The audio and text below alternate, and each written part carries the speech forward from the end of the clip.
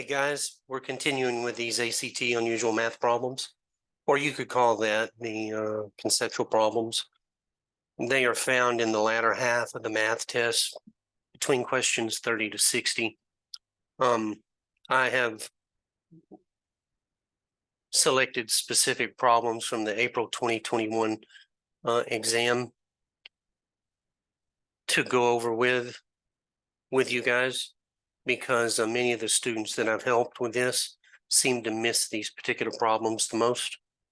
And if you're using this, hopefully, this will be helpful to you. Now, keeping that in mind, the other purpose that I have is to provide help to young adults who don't have any academic help outside of school. It's really important to me that these young adults find some help. And with that in mind, if you would like, share and subscribe to the channel, and especially share with people that you may know that's in that position, it would really help them, and it would help us help them. So I would appreciate it. Now, with that in mind, let's get on with it. So the first question.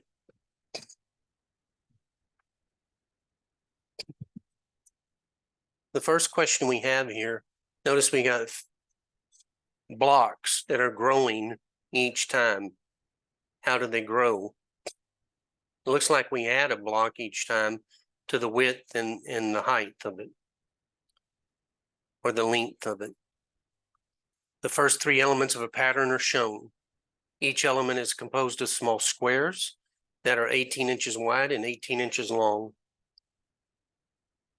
Each element after the first element is a square that is 18-inch wider and 18 inches longer than the previous element.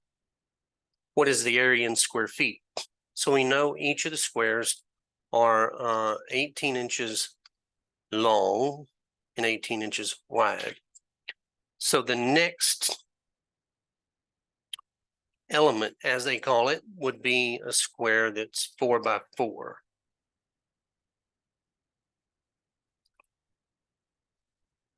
And then I'm not going to draw the ones going down and fill it all in. So we know each one of them is 18 inches long, and you know it's 18 inches wide.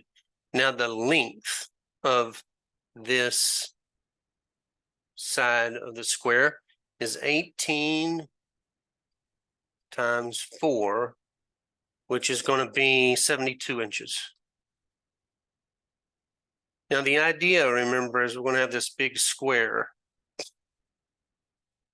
and we want to know the area of it. So the area of the square is the side squared. So the next thing we need to do, step 2, here's step 1. Step 2 is area is equal to side squared, which is 72 squared. And 72 squared is 5,184 inches squared. Step 3, they want us to convert this into feet. We know that 1 foot has 12 inches. That's the relationship, but we need it squared. So we're going to convert this to square. 1 foot square is equivalent to 12 squared, 144 inches squared. Step 4, take our 5,184. That's inches squared. That's like over 1 times our conversion factor.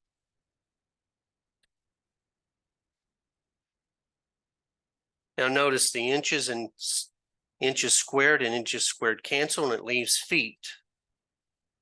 So 5,184 divided by 144 is 36 feet squared. That would be answer choice K.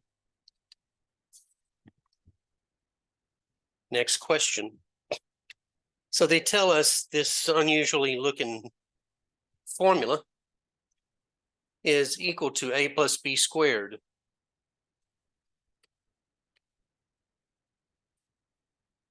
So we need to take their example here of 4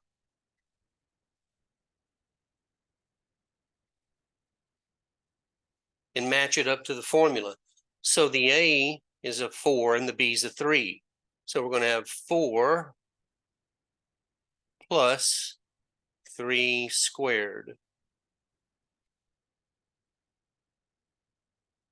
Let me fix that.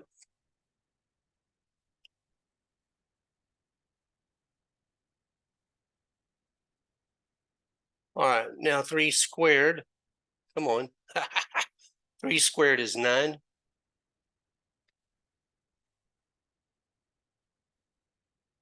9 and 4 is 13. Yep. Now we got the same scenario again. 13 is going to be represented by the A and 5 is going to be represented by the B. So we're going to have 13 plus 5 squared. That's 25 plus 13, which is going to be 38. Now 38 is answer choice B. That's an unusual problem. The ACT used to do these long ago. Looks like they're coming back to them. The next question, we got a large triangle, and the question says, what is the area of triangle ABC? Well, let me just draw it here because drawings are worth 1,000 words, right?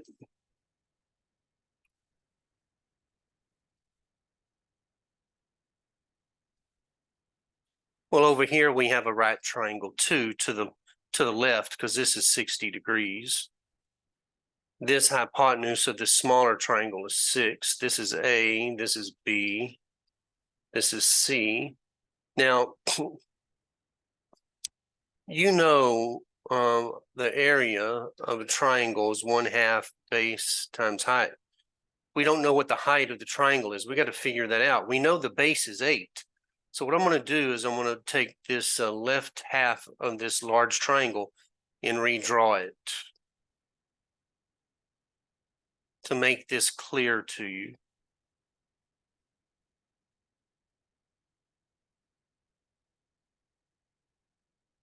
Now this angle is 60 and we got a right triangle. So that means the other angle has to be 30. Okay, so that means we got a special triangle, 30, 60, 90. You got to know your side lengths. So the angle opposite the 30 would be X. The angle the side opposite angle 60 is X square root of 3, and the hypotenuse is 2X. We need X, so we can use the hypotenuse information. We can say 2X is equal to 6. X is equal to 6 divided by 2, or 3. So therefore, the height of this 30, 60, 90 is 3 square root of 3. Well, that's the same thing for our big triangle. So now we can take area is equal to 1/2 base times height. The base is 8. The height is 3 square root of 3. 8 times 3 is 24. Square root of 3 over 2. Well, 24 divided by 2 is 12. Leaves the square root of 3. So 12 square root of 3 is the area. Answer choice J. Next. Okay, so here's a nice word problem. Susan completed 20 courses in college. Her GPA was 3.15. So we know the GPA is equal to 3.15. It tells us that A's are worth 4 points and B's are worth 3 points. If all of her grades were A's and B's, and each course grade carried equal weight, what is the number of A's that Susan received? Well, so we know about the GPA, and we know that her GPA is a 3.15, right? So a basic 3.0 would imply B's, all B's. But the 1500ths of that 3.15 implies a portion of the A's. Okay, so we know there are 20 courses. So 20 courses times that 0.15. That's going to be equal to 3. So we can assume that there's at least 3 A's, at least. All right, now,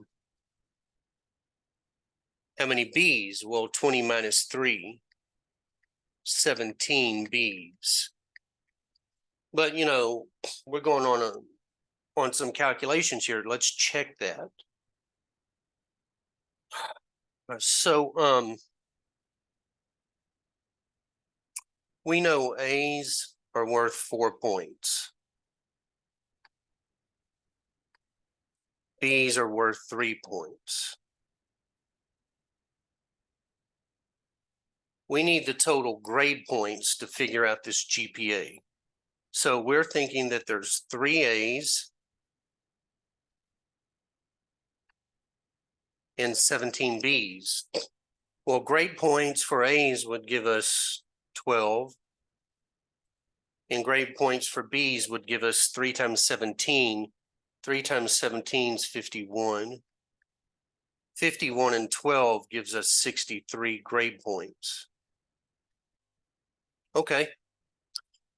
Well, to take and get our GPA, we take our number of grade points, and we're going to divide it by the number of courses, 20. 63 divided by 20 is 3.15. So that checks with our original GPA. So therefore, the number of A's that work here is 3. 3 A's. And that's going to be answer choice G. All right, next one. Okay, this is a log problem. Notice we're dividing M and N. There's 3 simplification rules I'm going to write below the figure that will help you. So we're going to do this one first. Log of M divided by N. That's going to be equal to log of M minus log of N. So we just answered the problem. That's going to be answer J. But let me give you the other 2 simplification formulas. So log of M times N is going to be log of M plus log of N. And then the other one you would have is the exponential rule. Let's say log of M squared. So that will be 2 times the log of M. All I did was take my power and move it out of the power and multiply it by the log of M. So these 3 rules are really important, and in explaining them to you led us to the answer. Please remember these rules. It's important for you. Okay. Now, I'm going to draw on this figure. I don't know if I can't make it larger, sorry. So I'm going to draw on it. So I'm going to change my pen color. It says in the standard coordinate plane, a shaded square is shown, and it has the vertices 2, 3, 2, 4, 3, 3, and 3, 4. 2 lines, y is equal to rx and y is equal to sx. Now, the r refers to slope, and the s refers to slope. Each intersect the square at one point. given that R is not the same value as S.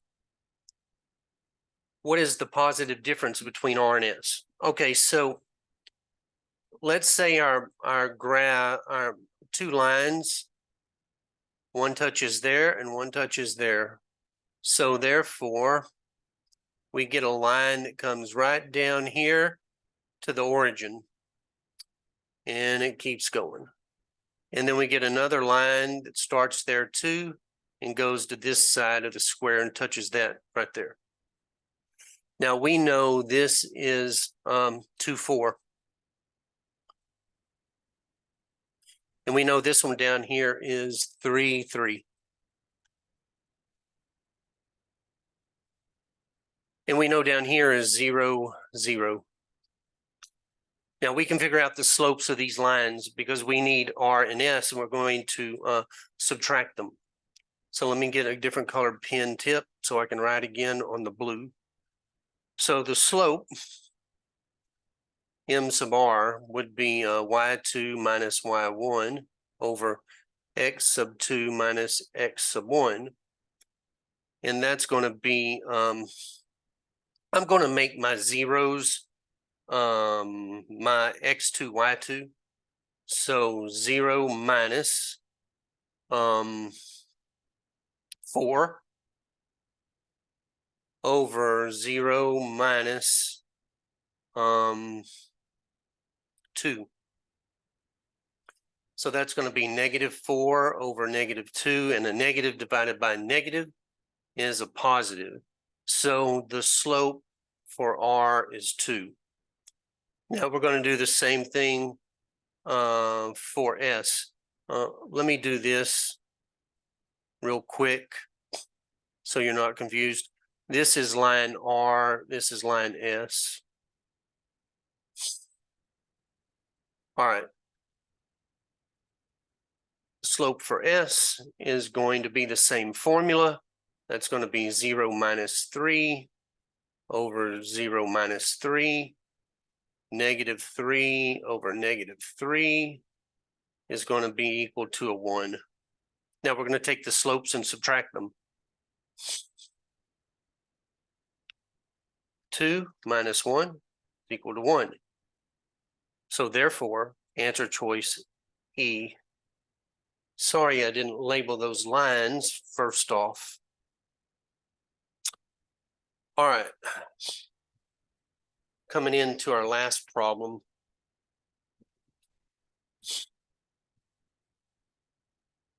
We got an ellipse, and I might draw on this one too. So let's see what we got. So they give us the equation for our ellipse. It is x minus 5 squared over 25 plus y minus 3 squared over 9 equal to 1.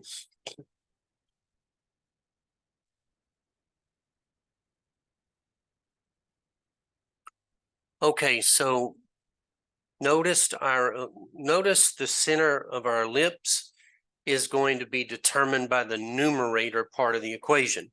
So it's going to be 5, 3. The numerator part of the equation is the circle portion of the ellipse. So we know at 5, 3, we're going to be right at the center. So 1, 2, 3, 4, 5, and up 1, 2, 3. So right about there. I need to get a different color so I can draw that in there. 1, 2, 3, 4, 5. So right there is the center. There's our center. Now, they want us to calculate the foci. All right. There's a formula for the foci. Let me write it down for you. I'm going to put it below the image over here. So the formula for the foci formula is c squared is equal to a squared minus b squared. Okay, now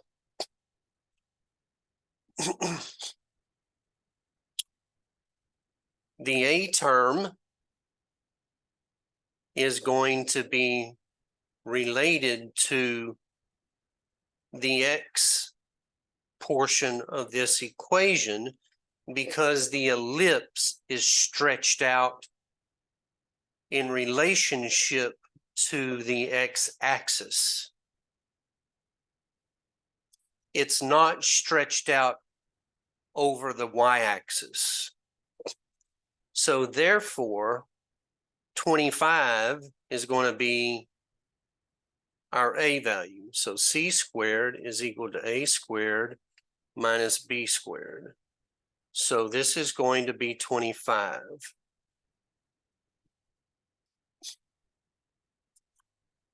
The B portion is going to be our 9.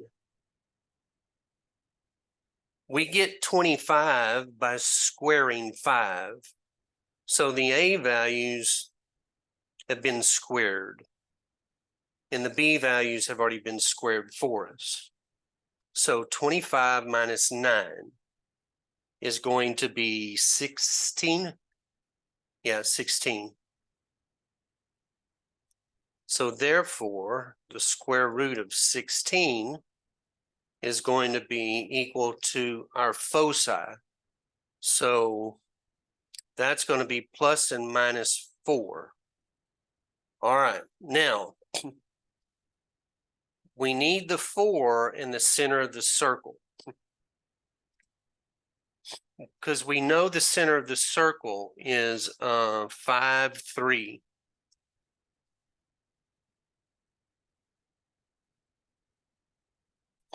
The foci, to calculate the foci, we're going to take the x value, and we're going to take 5, and we're going to add 4.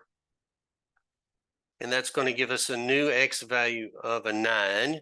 And then we're going to take 5, and we're going to subtract 4. And that's going to give us another x value of 1. Our y value will stay the same. So we're going to get new coordinate pairs of 1, 3, and 9, 3. So the foci are located at the coordinate pair 1, 3 and 9, 3. That's going to be answer choice D.